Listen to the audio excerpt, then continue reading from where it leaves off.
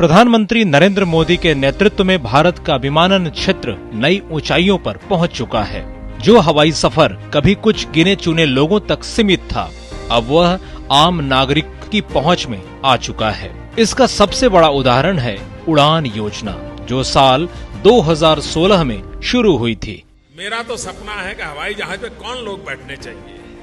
ये जो एक बना हुआ है ना, बड़े बाबू, बड़े बड़े लोग, धनी लोग, ये दुनिया उन्हीं के लिए है। इस देश की जो सुविधाएं अमीरों को प्राप्त हैं, वो मेरे देश के गरीब को भी मिलनी चाहिए।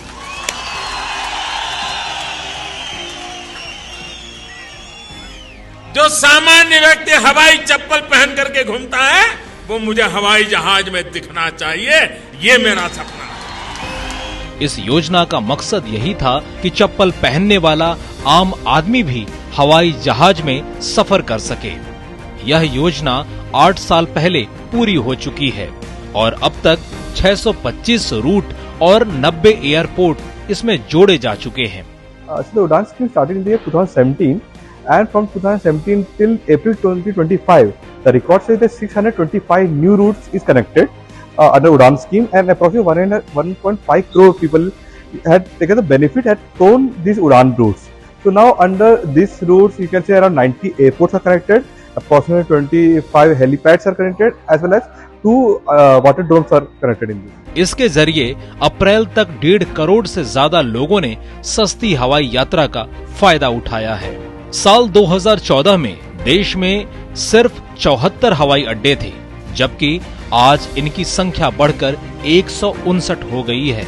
यानी 10 साल में भारत के हवाई अड्डे 2 गुने से ज्यादा हो गए हैं। सिर्फ इतना ही नहीं, कुशीनगर, शिरडी, शिवमोगा और राजकोट जैसे 12 नए ग्रीनफील्ड एयरपोर्ट बनाए गए हैं। वहीं जेवर और नवी मुंबई जैसे बड़े एयरपोर्ट तेजी से तैयार हो रहे हैं। आने वाले 5 साल में 50 और नए एयरपोर्ट बनाने का लक्ष्य रखा गया है। यात्रियों की संख्या में भी अभूतपूर्व बढ़ोतरी हुई है। 2014 से पहले जहां 65 वर्षों में सिर्फ 10 करोड़ 38 लाख लोग घरेलू उड़ान भर पाए थे, 2024 में घरेलू हवाई यात्रा यातायात 2 गुना से अधिक होकर 22 करोड़ 81 लाख हो गया है। इतना ही नहीं, नवंबर 2024 में एक ही दिन में 5 लाख से ज्यादा लोगों ने विमान यात्रा की, जो अपने आप में ऐतिहासिक है। सुरक्षा और तकनीक पर भी खास ध्यान दिया गया है। दिल्ली में नया फ्लाइट डेटा रिकॉर्डर और कॉकपिट वॉइस रिकॉर्डर लैब बनाया गया है, ताकि हादसों की जांच और तेजी से हो सके। इसके अलावा डीजी यात्रा योजना के तहत अब 24 एयरपोर्ट पर यात्री सिर्फ मोबाइल ऐप से चेहरा स्कैन कर आराम से चेक इन कर सकते हैं। भारत का विमानन क्षेत्र अब पर्यावरण के प्रति भी जिम्मेदार बन रहा है। देश के 80 एयरपोर्ट 100% ग्रीन एनर्जी से चल रहे हैं।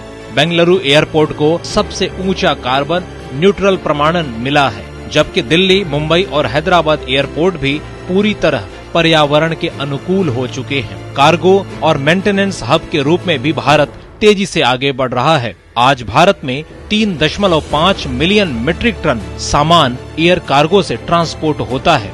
इस दशक के अंत तक ये भी बढ़कर 10 मिलियन मीट्रिक टन तक पहुंचने वाला है, जिससे भारत इस क्षेत्र में वैश्विक हब बनने की दिशा में आगे बढ़ रहा है। महिलाओं की भागीदारी भी लगातार बढ़ रही है। आज भारत में 15% तक महिला पायलट हैं, जो दुनिया में सबसे ज्यादा हैं। प्रधानमंत्री मोदी के नेतृत्व में विमानन क्षेत्र न सिर्फ देश के कोने कोने को जोड़ रहा है, बल्कि भारत को दुनिया का तीसरा सबसे बड़ा एविएशन बाजार भी बना चुका है। रिकॉर्ड तोड़ यात्रियों की संख्या, नए एयरपोर्ट्स का तेजी से निर्माण, आधुनिक कानून और हरित ऊर्जा की दिशा में कदम, ये सब मिलकर भारत को विकसित भारत 2047 की ओर ले जा रहे हैं।